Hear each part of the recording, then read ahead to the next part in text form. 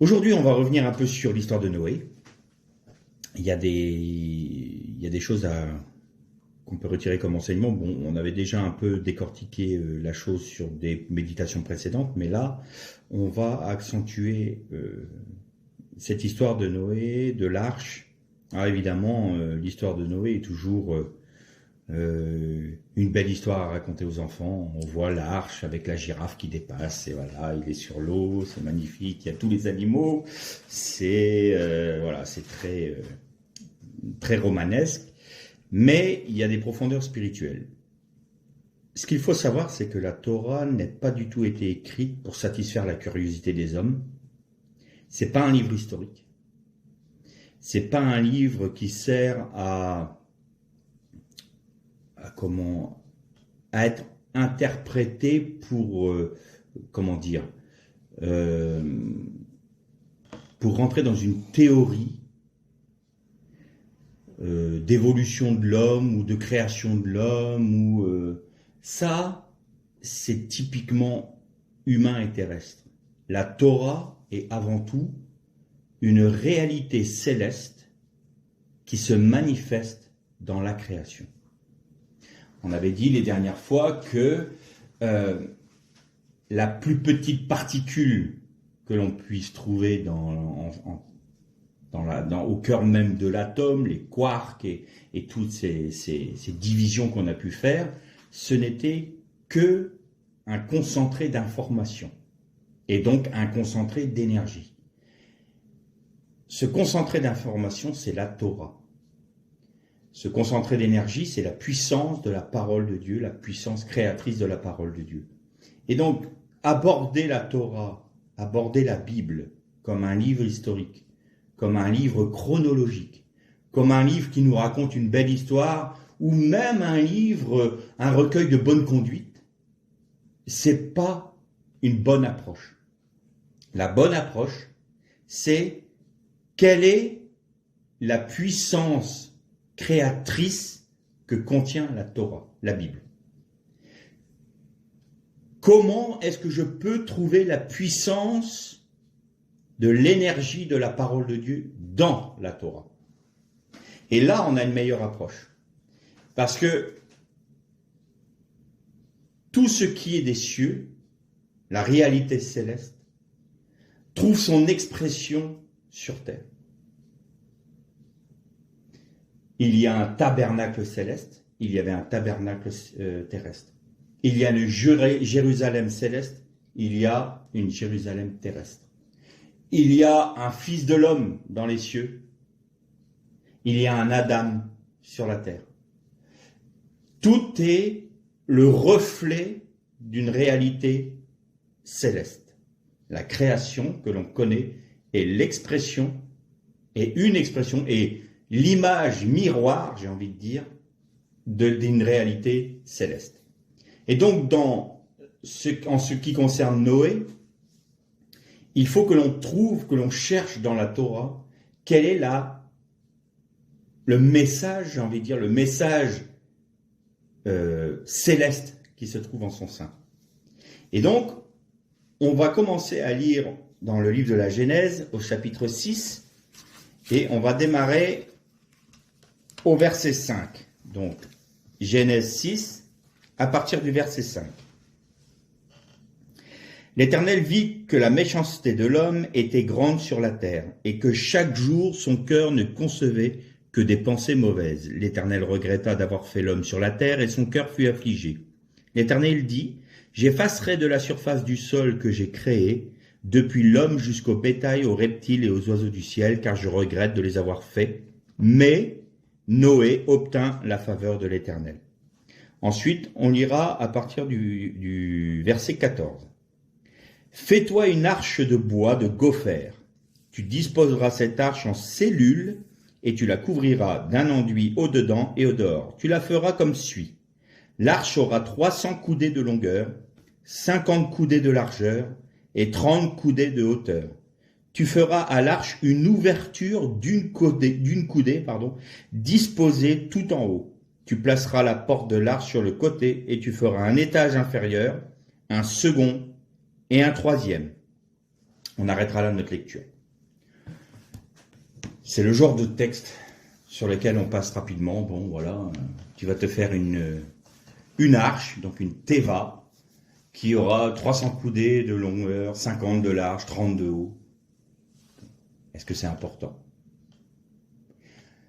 Quand vous lisez la Bible, donc tout le Tanakh, tout l'Ancien Testament, dans l'Ancien Testament, il n'y a que 2 éléments, 2 monuments ou bâtiments dont la Bible parle de mesurer, que Dieu a ordonné à l'homme de faire selon les mesures qu'il lui donnait. Le premier, c'est l'arche. Le deuxième, c'est le temple de Salomon.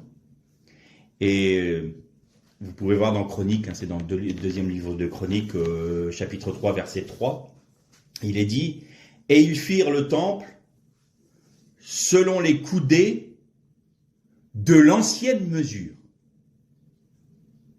Là aussi, on passe rapidement sur ce texte. Le temple fut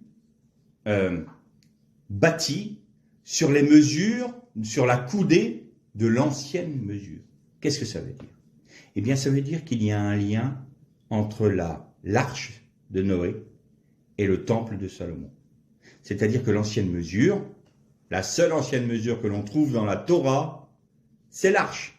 Donc le temple a été bâti selon la mesure de l'arche.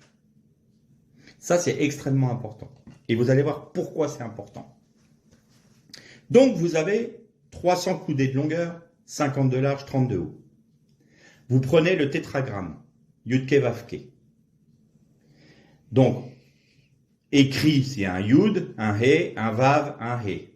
Mais quand les Hébreux le lisent, quand les Juifs lisent le nom de Dieu, ils disent Adonai.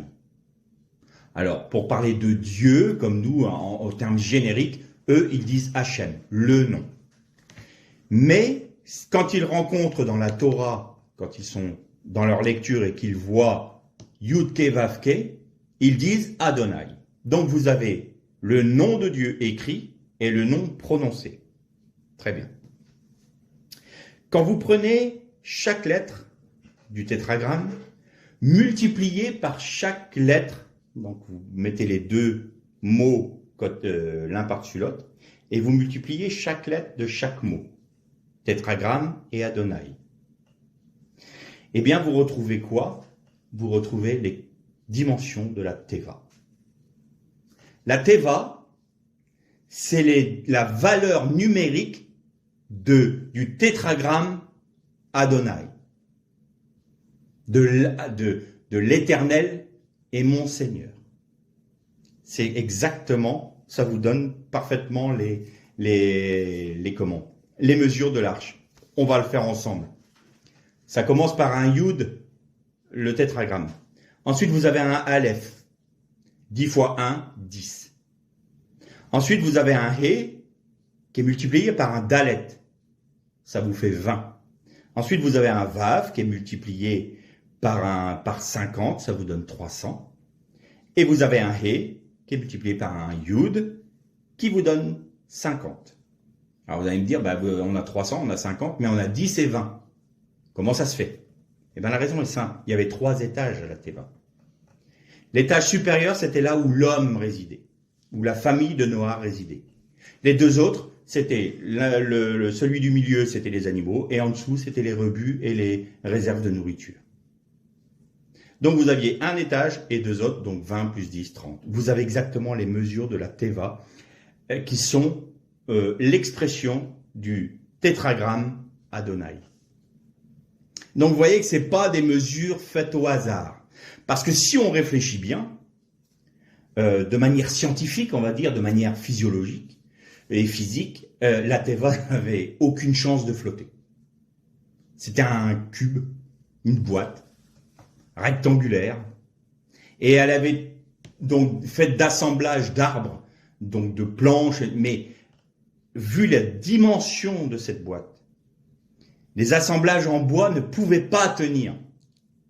C'était impossible. 300 mètres en bois, 30 mètres de haut, 50 de large, comment voulez-vous qu'elle résiste à un tel maelstrom qu'était le déluge? Donc, pendant 120 ans, Noah savait qu'il y allait avoir de le déluge. Le Seigneur lui avait dit, je vais détruire l'homme par le déluge, il va y avoir un maelstrom, des cataractes d'eau qui vont tomber, et tout ce qui vit sur terre sera mis à mort. Et pendant 120 ans, il a dû se dire, je suis en train de faire une boîte, et bien si ça tient, c'est que vraiment le Seigneur nous sauve. Eh bien, de manière humaine, l'arche n'avait aucune chance de sauver la famille de Noé et aucune chance de sauver les animaux. C'était impossible que ça tienne. Et pourtant, elle l'a fait. Qu'est-ce qui a rendu Noé juste aux yeux de Dieu? Alors, dans sa génération, il a été trouvé comme juste, sadique. Mais il a fait comme Abraham. Il a cru en la parole de Dieu. Fais-toi une arche de bois de gopher. Tu lui donnes les dimensions que je te donne. Elle devra faire exactement, précisément ces dimensions-là. Ne t'occupe pas de savoir si tous les animaux vont rentrer, si tu vas avoir assez de nourriture dedans, si tout va bien se passer. Ce n'est pas une œuvre humaine, c'est une œuvre divine que je t'ordonne de faire. C'est-à-dire que c'est une œuvre céleste que je te demande de mettre en pratique au niveau terrestre. Tout comme le temple, on a vu ensemble qu'il s'était, entre guillemets, construit lui-même. Pourquoi? Parce que la Shrina avait rempli le pays d'Israël, parce que Salomon avait demandé d'avoir la sagesse plutôt que la gloire et l'argent. Eh bien, la Shrina remplissait les ouvriers pour construire le temple. Donc, l'arche de Noé, et le temple ont exactement la même origine et la même substance, j'ai envie de dire. C'est une œuvre céleste qui trouve son application sur la terre. Pourquoi? Pourquoi une arche? Après tout. Pourquoi une arche? Pourquoi pas une haute tour? Le Seigneur aurait pu permettre que sais-je encore, ou il y a plein d'autres solutions, s'enterrer, faire quelque chose de manière à ce que les eaux passent par-dessus, puis peu importe. C'est une arche.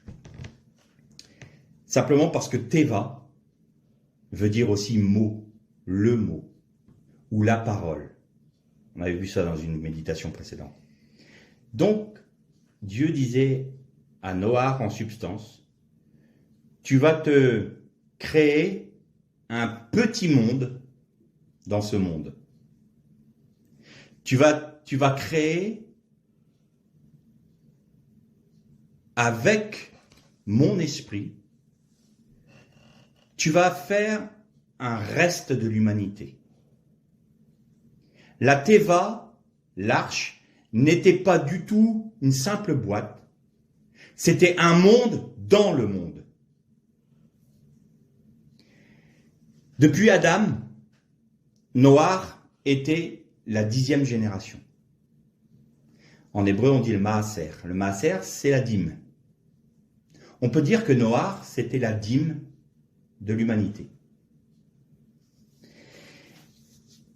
Si vous prenez le 10e, en hébreu, ça se dit asséti. Sa gematria, c'est de 580. Donc le poids numérique de asséti, 10e, c'est 580. Le poids numérique de Noah, c'est 58.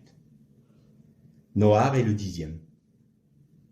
580, 58. Donc, Noah est la représentation, il est la dîme de l'humanité qui rentre dans quelque chose de particulier, pas une boîte. Il rentre dans la parole, dans le mot, dans le verbe. Il rentre à l'intérieur du nom de Dieu. Et Jésus, que nous dit Jean dans son évangile, et la parole était Dieu, la parole était avec Dieu. Donc en rentrant dans la Teva, Noah rentrait dans la parole qui était le Messie. puisque le tétragramme, c'est la chesed, c'est-à-dire, c'est l'expression, elle est exprimée par Yeshua, pardon. Donc là, vous voyez qu'on n'est plus dans une dimension humaine et simplement de dire c'est une belle petite histoire, on rentre dans une dimension spirituelle. Donc Noach et sa famille et les animaux sont rentrés dans la parole de Dieu, qui est le nom de Dieu. Ils rentraient en Dieu. C'est-à-dire que là, on retrouve cette parole de Jésus qui dit « Si vous demeurez dans ma parole, je demeurerai en vous. » Si vous demeurez dans ma parole. Eh bien, l'arche de Noach est une prophétie de tout ce que les hommes devaient vivre dans le futur. C'est-à-dire qu'à partir de Noach, le juste vivra par sa foi. Il vivra par sa foi. Il devra demeurer dans sa parole, dans la parole de Dieu, pour vivre. Et d'ailleurs, le texte dit, tu feras rentrer ta famille, tes fils et leurs femmes, et tous les animaux, afin que ceux qui sont dans l'arche aient la vie. Et la vie. Donc, en rentrant dans la parole, dans la Teva, Noach, sa famille et les animaux ont eu la vie. Ils sont passés à travers le jugement, ils ont été sauvés du jugement, ils ont été gardés. La Teva avait une autre particularité importante. Il y avait des cellules. Vous avez noté? Tu la feras en cellules. Pourquoi? Pourquoi en cellules? Alors là, on se pose bien des questions. Cellules à l'étage supérieur, cellules à l'étage inférieur, cellules à l'étage du milieu. Alors on peut comprendre. Il a peut-être voulu séparer les lions des agneaux parce que bon, ça pouvait faire mauvais ménage. Mais quoi qu'il en soit, pourquoi des cellules? Qu'est-ce que ça veut dire? Eh bien, les hommes étaient tournés vers le mal. La génération de Noach était tournée vers le mal. Et n'oubliez jamais, il faut qu'on garde à la mémoire cette parole de Jésus qui disait « Au temps de la fin, il en sera comme au temps de Noach. » Les hommes mangeaient, buvaient, mariaient leurs enfants, se mariaient, jusqu'au jour où il y a eu le déluge. C'est-à-dire qu'ils avaient une forme d'insouciance de ce qu'ils vivaient. Ils ne se préoccupaient pas de savoir et de reconnaître les temps de Dieu et également de se préoccuper de la prédication de Noach. Parce que pendant qu'il était en train de la construire, la Teva, Noach prêchait « Repentez-vous, parce que le jugement de Dieu arrive ». Alors, les premières années, peut-être qu'il y en a certains qui se sont dit « Oh, qu'est-ce que ça veut dire? Il est en train de faire un truc, là, une espèce de grosse boîte énorme, ça fait un monument, là, au milieu du sec. Peut-être que ce qu'il dit, là, il y a peut-être quelque chose d'intéressant. Puis 2 ans, 3 ans, 10 ans, 20 ans, 40 ans, 50 ans. Au bout de 60 ans, ils se sont dit « C'est encore un illuminé, là. Il est en train de faire sa boîte, là. Pauvre gars, quoi. Pauvre gars. » Bah oui, tous ceux qui disent « Attention, le jugement de Dieu est là », tous ceux qui mettent en garde sont tous des illuminés, et puis des gens qui... c'est n'importe quoi. N'importe quoi. C'est des illuminés religieux. Bien oui. Et puis au bout de 120 ans, eh bien, la porte de l'arche a été refermée par Dieu. Et croyez-moi, tous ceux qui se moquaient de Noach, tous ceux qui méprisaient ce que Noach disait en disant « Repentez-vous parce que là, le jugement arrive. » Quand ils ont vu les premières cataractes de pluie tomber, parce que dans le texte biblique, il est dit que les écluses des cieux s'ouvrirent. Mais en fait, le mot hébreu, c'est des immenses cheminées, non pas pour la fumée, mais pour l'eau. C'est comme s'il y avait des immenses tuyaux qui s'étaient ouverts pour laisser tomber toutes les eaux du ciel sur la terre. Croyez-moi que quand ils ont vu comment ça tombait l'eau, il y en a plus d'un qui ont dû taper sur la terre pour dire « Sauve-nous, sauve-nous, sauve-nous ». Mais il était trop tard. Ceux qui se moquent aujourd'hui sont ceux qui pleureront demain. C'est pas parce que je veux, c'est pas dans un esprit de vengeance que je dis ça. C'est simplement dans un esprit de, vous voulez pas vous repentir, mais vous allez avoir part au jugement. Rentrez dans la parole de Dieu. C'est encore un jour de grâce aujourd'hui. Mais si vous le dédaignez, si vous vous moquez de cet appel-là, vous allez participer au jugement qui va tomber sur l'humanité et qui est déjà en cours. On pense que ça va arriver plus tard. Non, le jugement est déjà en cours. Mais on se moque. On se marie, on mange, on boit, on se marie nos enfants. Oh, on va pas écouter encore ces fadaises de religieux. Oh là là, tout cela, ça c'est des bigots. Voilà, rien, ils vivent même pas. Il n'y a rien qui...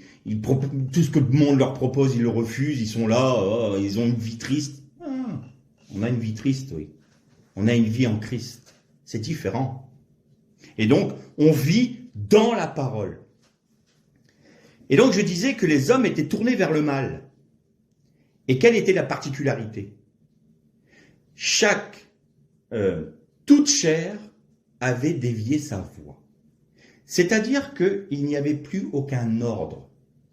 L'ordre établi par Dieu. Vous notez que la création, c'est Dieu qui met en ordre les choses.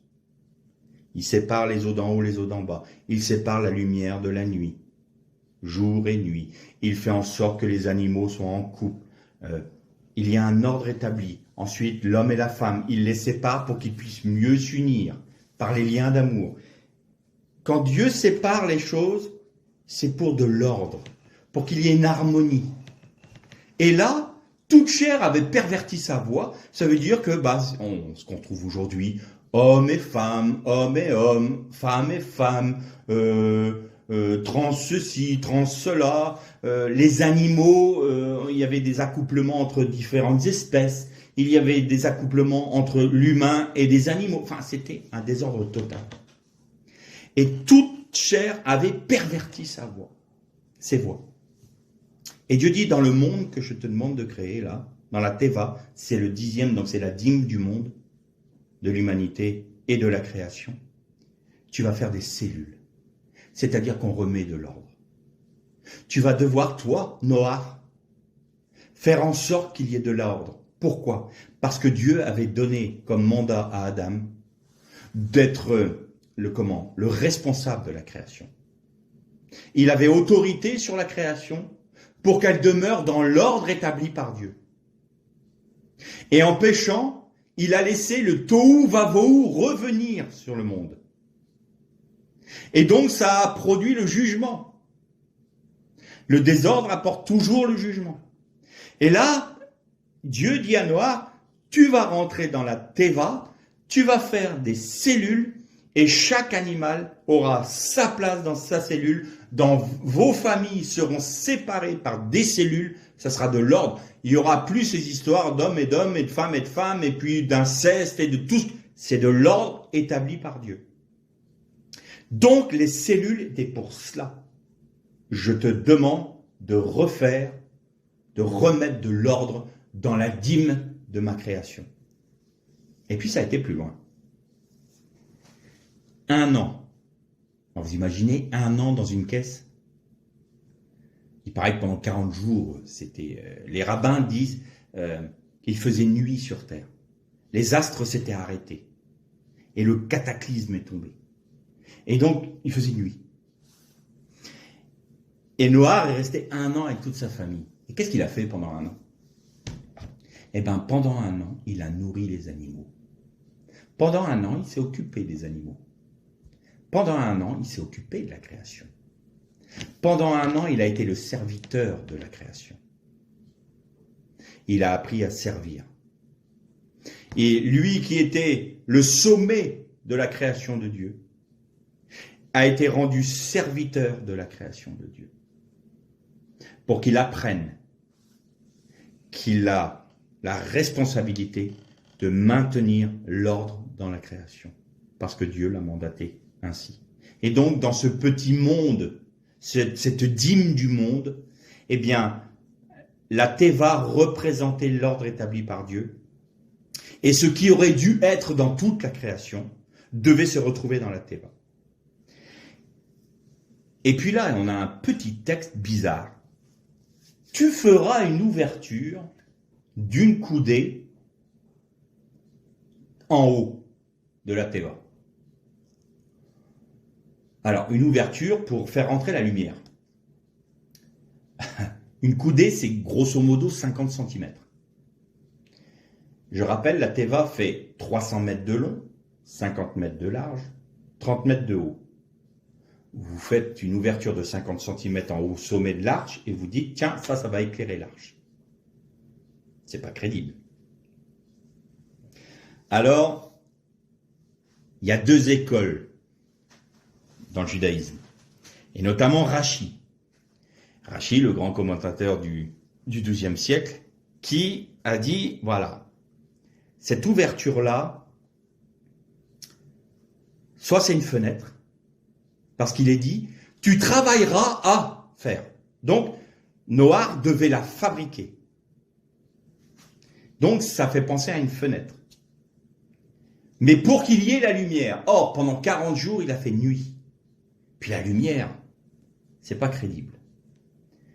L'autre hypothèse de Rashi, c'était une pierre précieuse qui illuminait toute l'arche. Mais personne ne peut trancher dans le judaïsme.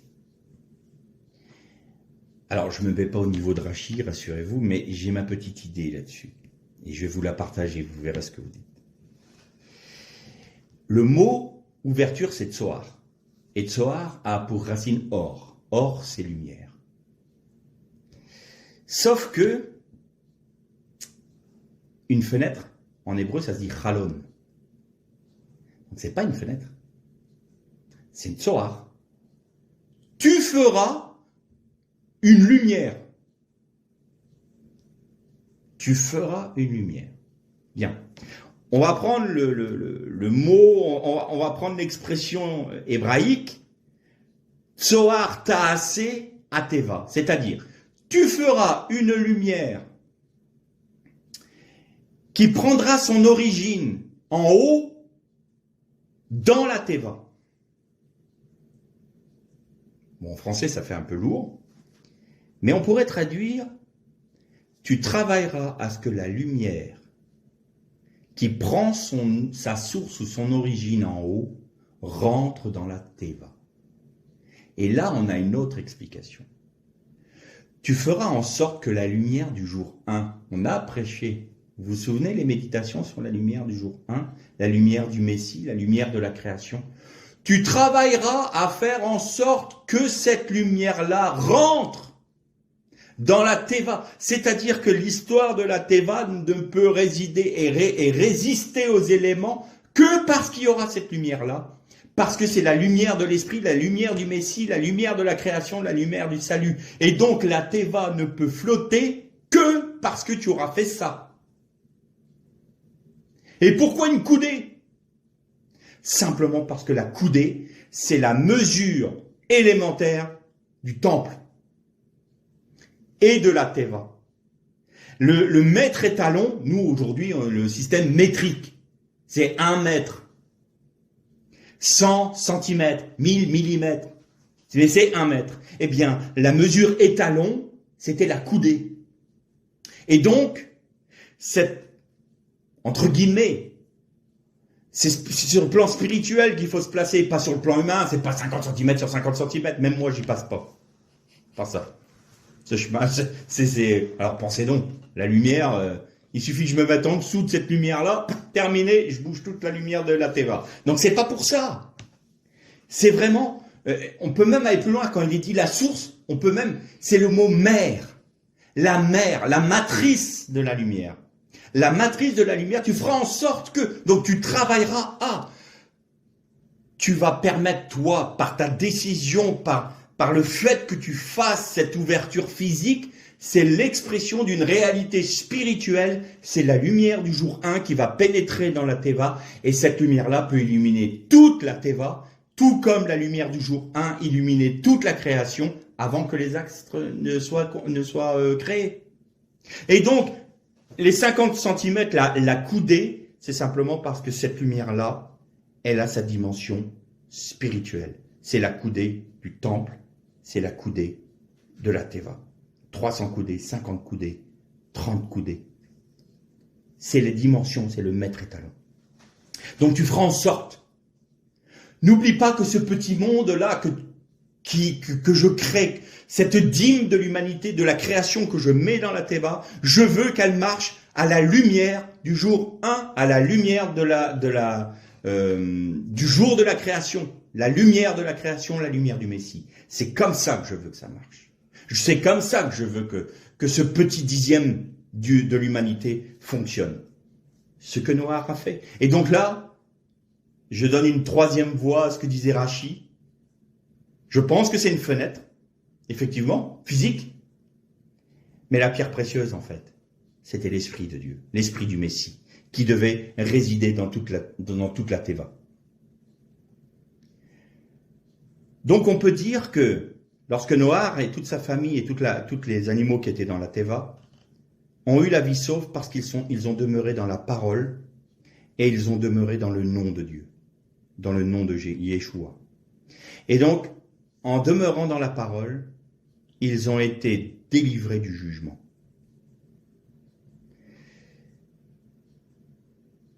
Ce qui est important de noter une autre chose importante à noter aussi, c'est que si vous prenez les dimensions de la Teva, 300, 50 et 30, vous avez des lettres qui correspondent à ces dimensions-là. Le 300, c'est le Shin. Le 30, c'est le Nun. Le 50, c'est le Nun. Et le 30, c'est le Lamed. Eh bien, ces trois lettres-là forment un mot. C'est Lachon. Et Lachon, c'est la langue. D'ailleurs, on dit le Lachon Hara, c'est la langue méchante. Et quand Paul nous dit qu'il n'y ait pas dans vos assemblées de bouffonneries, de paroles malséantes ou de choses profanes dans vos assemblées. Pourquoi? Parce que celui qui maintient sa langue demeure dans la parole de Dieu. Si nous voulons demeurer dans la Teva, si nous voulons demeurer dans la parole de Dieu, nous devons prendre garde à nos mots, à ce que l'on dit.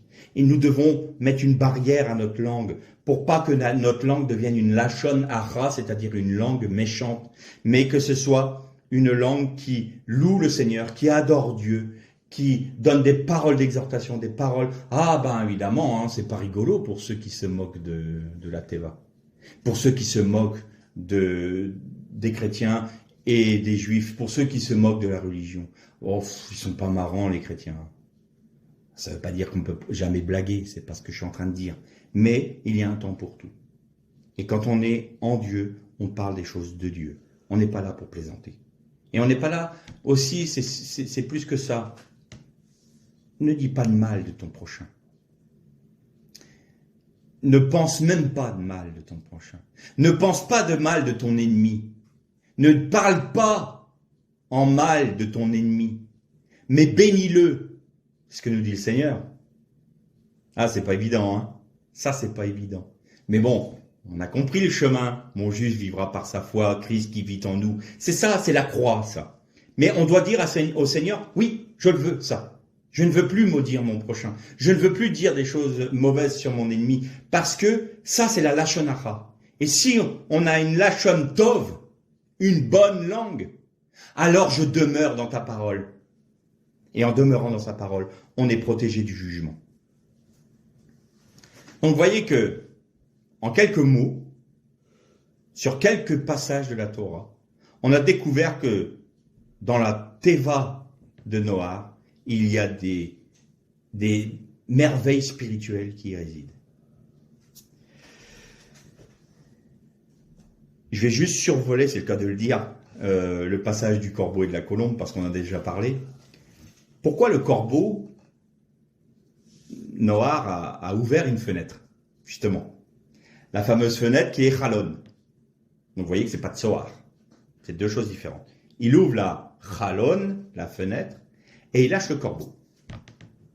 Et il est dit que le corbeau revenait, repartait, revenait. Et Noah l'empêcha de rentrer dans la Teva. Une fois que le corbeau était mis dehors, le corbeau ne pouvait plus revenir dans la Teva, Noah ne le voulait pas. Eh bien, spirituellement, ça veut dire exactement travailler à ce que l'Esprit de Dieu demeure dans la Teva. Le corbeau, c'est l'expression du mâle. C'est un animal impur et c'est un nécrophage. Donc, ce qui typifie le corbeau, c'est le lien, il se nourrit de la mort. Il se nourrit de la mort. Et donc, il n'avait pas sa place, dans la teva de vie. Et donc Noach l'a empêché de revenir. En quelque sorte, il extirpait la malédiction de mort qui résidait sur le 10e de l'humanité et il le chassait de la parole, il le chassait de l'humanité, de cette dîme de l'humanité. Il a chassé le mal, il a chassé ceux qui se nourrissent de la mort. Et donc il ne lui a pas permis de revenir dans la teva. Pour la colombe, alors là on en a déjà parlé, la colombe part une fois, elle ne trouve pas un emplacement où poser ses pieds, elle revient. Il attend 7 jours. Ça veut dire quoi 7? Ça veut dire il attend la plénitude du temps de Dieu. Et il relâche la colombe. Et elle revient avec un rameau d'olivier. Alors là, vous avez, c'est même plus du symbolisme, c'est de la prophétie, c'est tout ce que vous voulez. Le rameau d'olivier, c'est l'arbre de lumière. Pourquoi? Parce que son huile donnait la lumière. C'est l'huile d'onction sainte, donc c'est l'onction du Messie. C'est la colombe qui virevolte au-dessus du tohu vavohu. Donc c'est réinitialiser la nouvelle création. C'est la colombe qui s'est posée sur la tête de Jésus, j'en suis convaincu, parce que Dieu est maître du temps. Et elle est partie chercher le rameau où? Certains rabbins disent qu'ils ont trouvé que la colombe a pris le rameau d'olivier sur le mont des Oliviers. J'aime assez cette pensée-là. J'aime assez cette pensée-là. Et il est dit que quand Noach est sorti de l'arche, il fit des sacrifices à Dieu. Et des rabbins disent, des sages d'Israël disent, il a fait l'autel pour les sacrifices sur le mont Moria, sur le rocher. Le rocher de la Hakeda, là où Abraham devait sacrifier Yitzhak. Tout est lié. Et je ne serais pas surpris que ça soit la vérité. Pourquoi? Parce que la Torah est une parole de vie. Et ce qui se passe sur la terre, c'est le reflet de ce qui est dans les cieux. Ça me paraît logique. C'est pas un olivier au hasard qui a été choisi. C'est pas un endroit au hasard qui a été choisi par Noach pour sacrifier les animaux. Il y avait tout un symbole spirituel derrière ça. La preuve, c'est que toute la Torah, même la Teva, nous parle de tout ce symbolisme spirituel qu'il y a derrière. Et donc la colombe, au bout d'un moment, n'est plus revenue. Ça nous montre l'esprit qui travaille dans la nouvelle création en Noach pour la maintenir. Parce que je vous ai parlé du fameux psaume 104, l'ode à toute la création. Ton esprit se retire de l'animal, il revient, il retourne à la poussière. Ton esprit revient dans l'animal et il renaît.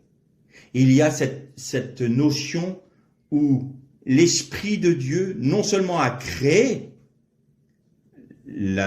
l'univers et toute la création en utilisant la parole, c'est-à-dire que le Saint-Esprit a pris la puissance de la parole divine qui n'est autre que le Mashiach pour créer l'univers et toute la création. Et c'est encore l'Esprit qui renouvelle cette création chaque matin. C'est l'Esprit de Dieu qui maintient la création en place. Je terminerai rapidement sur un point important. Dans le récit de la création, vous trouvez 6 fois le mot « émet ». Émet, ça veut dire vérité. Et à chaque fois, il est lié à Elohim. C'est en saut de lettres. Vous avez un Aleph, un Mem et un Tav. Elohim et Hashamayim ve'et haaretz.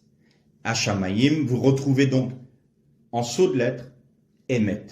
Et ça arrive 6 fois dans le récit de la création, des 7 jours. jusqu'au jour du Shabbat. Et dans toute la Torah, vous trouvez le mot émettre 318 fois. Et vous trouvez combien de fois le mot Elohim? 318 fois. Exactement la même chose. Pourquoi 6 fois dans la création? C'est-à-dire que l'œuvre de la création, c'est l'expression de ce que Dieu a voulu, parfaitement. D'accord? Si on prend le nom de Dieu, le tétragramme, et on appelle ça une règle de Gematria, ce qu'on appelle le Mitzpar Katan. Le Mitzpar Katan, c'est vous prenez toutes les dizaines et vous ramenez tout, vous enlevez les zéros pour retrouver des chiffres. Donc vous reprenez le nom, le tétragramme, en Mitzpar Katan. Vous avez 17. Ça fait 17 le poids numérique du mot. Exactement le même poids numérique que Tov, bien et bon. Donc, tout ce que Hachem, tout ce que Adonai a fait est bon parce que tout est bon en lui. D'accord? Et donc, vous retrouvez 6 fois Emet, 6 fois le mot vérité.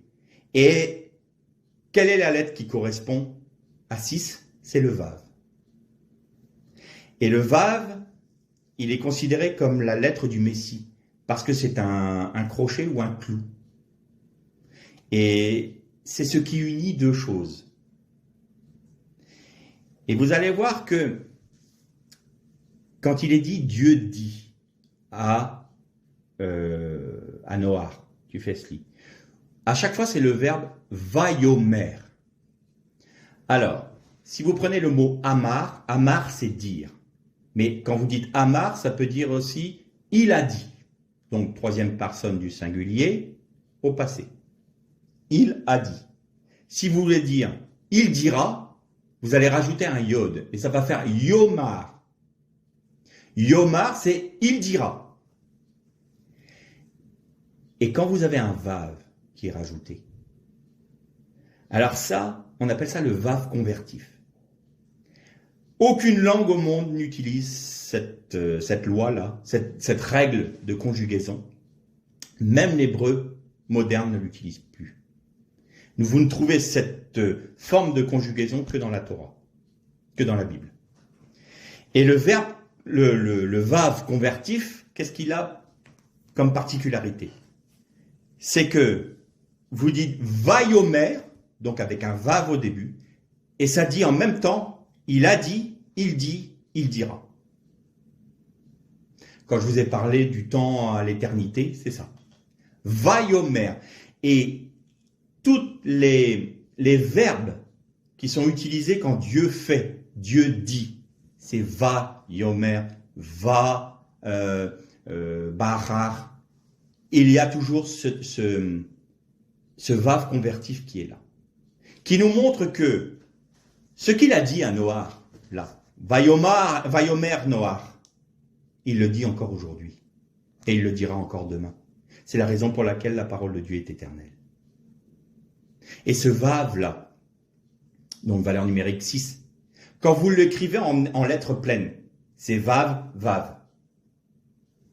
C'est deux lettres, c'est les deux lettres vav. 6, 6. 6 plus 6, ça fait 12. Vous avez les 12 tribus d'Israël. Vous avez les 12 apôtres. Une journée est séparée en 12 heures le matin, 12 heures l'après-midi. L'année est séparée en 12 mois. C'est la valeur fondamentale de la création. 12. 2 vav. Les crochets qui maintenaient toutes les tentures du temple, crochets en or, qui maintenaient le tabernacle, l'œuvre de Dieu en place. On appelle ces crochets-là des vavim.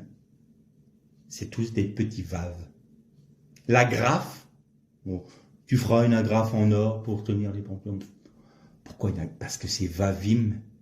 C'est-à-dire que le vav, le Mashiach, maintient l'univers. Il maintient tout. Et qui est le vav? C'est le Emet. Qui est le Emet? La vérité, c'est la parole de Dieu. Et qu'est-ce qu'a dit Jésus? Je suis le chemin et la vérité. Je suis le chemin et le Emet. C'est-à-dire que je suis la parole, donc je suis la vérité, donc je suis le Vav qui maintient toute l'œuvre de Dieu et toute la création de Dieu en place. On n'a fait que parler de l'histoire de Noé et de l'arche. Pourquoi? Pour conclure, pourquoi est-ce que je vous ai parlé de ça? Parce qu'aujourd'hui, on est en train de fêter actuellement Shavuot, c'est-à-dire la Pentecôte. Et la fête de la Pentecôte, donc c'est le don de la Torah. Pour les évangéliques, évidemment, c'est le don du Saint-Esprit, qui est la même chose. C'est l'alliance renouvelée, la Brit Hadasha, par l'obtention du Saint-Esprit. Et la fête de Shavuot dans le Tanakh, c'était quand Israël a reçu la Torah sur le mont Sinaï. Mais cette fête-là se passait à un moment particulier de l'année. C'était l'année des premières récoltes. C'est là où on donnait la dîme des récoltes. Depuis quelque temps, toutes les fêtes juives sont marquées par des événements particuliers. Depuis 2 ans. Et cette année où on fête Shavuot, c'est-à-dire la fête des prémices, des premières récoltes, qu'on présente à Dieu pour avoir l'abondance, c'est l'année où on parle d'une famine mondiale. C'est l'année où on parle d'un tel cataclysme dans l'humanité que les gens vont mourir de faim. Les hommes refusent de voir que le jugement de Dieu est déjà en train de les frapper. L'humanité refuse de voir que la bénédiction n'est pas sur elle. L'humanité refuse même la pensée de Dieu. Les hommes refusent de prêter même ne serait-ce qu'attention à la parole de Dieu. L'humanité rejette la Teva, rejette la parole de Dieu. Et normalement, cette fête, c'est une fête d'adoration à Dieu pour que Dieu nous donne de quoi subvenir à nos besoins. Et l'humanité est en train de se demander si elle pourra continuer à vivre demain, si elle ne va pas vivre une guerre qui va s'étendre, si elle va pouvoir se nourrir demain parce qu'il y a l'inflation, si on va encore trouver du blé, si on va trouver de l'huile, si on va trouver les éléments fondamentaux pour pouvoir vivre. Est-ce qu'on va encore trouver de l'eau potable? Pendant que l'humanité est en train de se poser ces questions-là, le Seigneur dit, venez à moi, rentrez dans ma Teva, rentrez dans ma parole, demeurez dans ma parole, de manière à ne pas avoir part au jugement qui est sur le monde. Alors pour tous mes frères et sœurs qui sont en Christ, je leur dis, ne vous inquiétez pas, il n'y a pas de crainte à avoir. Parce que si nous demeurons dans la parole, nous n'avons pas part au jugement de Dieu sur l'humanité parce qu'il nous garde dans sa parole.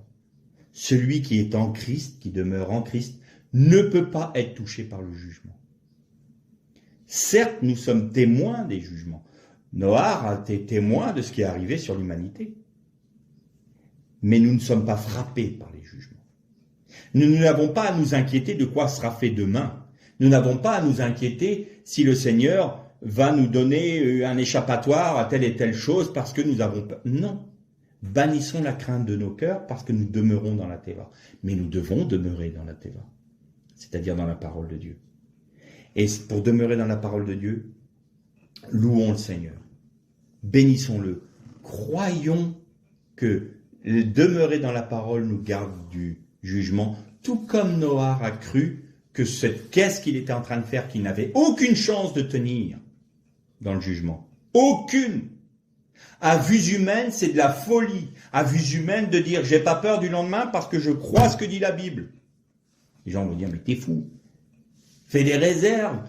Prépare-toi un coin où tu seras hors réseau pour pas être connecté parce que les survivalistes, il faut plus qu'on puisse nous contrôler. Non. Moi, je demeure dans la Torah. Je demeure dans la parole de Dieu. C'est ma meilleure garantie. Mais c'est de la folie. Ta parole de Dieu, tu crois qu'elle va te tenir en cas de guerre nucléaire? Tu crois qu'elle va te tenir en cas de famine? Tu crois qu'elle va te sauver si jamais on est tous en train de s'entre-déchirer, s'entretuer? Oui. Mais t'es fou, ça tiendra jamais ton histoire. Noah, t'es fou. Tu me dis qu'il va pleuvoir, que la terre va être submergée, et tu fais une caisse, et tu crois que cette caisse-là, qui a aucune chance de tenir sans se disloquer, elle va te sauver. Oui, parce que Dieu l'a dit. Mais t'es fou, mon pauvre garçon, t'es complètement cinglé. Oui, nous sommes fous. La croix est une folie. La croix, les hommes sages, entre guillemets, disent, mais ils sont cinglés de croire qu'ils vont être délivrés de toutes ces choses parce qu'ils croient en Dieu. Oui, parce qu'ils ont confiance en Dieu. Oui, oui, oui. C'est ça qui va nous sauver du jugement. Donc, bannissons la crainte. Seulement, demeurons dans la parole. Et en faisant cela, la parole, on demeure dedans. Mais on n'oublie pas la chose importante. Travaillons à ce que la parole soit illuminée par l'Esprit de Dieu. Parce que l'Esprit de Dieu donne vie à la parole. Et toute la puissance de la parole de Dieu s'accomplira dans notre vie personnelle, dans la mesure où le Saint-Esprit aura toute l'attitude pour manifester la puissance de celle-ci. Alors, nous traverserons le jugement actuel, nous traverserons les jugements futurs. Et nous serons recueillis auprès de Dieu en attendant notre espérance, c'est-à-dire le monde à venir, les nouveaux cieux, la nouvelle terre, le Olam Abba, en passant par le règne avec Christ. Alors oui, on est peut-être fou aux yeux des hommes, mais c'est la sagesse aux yeux de Dieu. Que le Seigneur vous bénisse.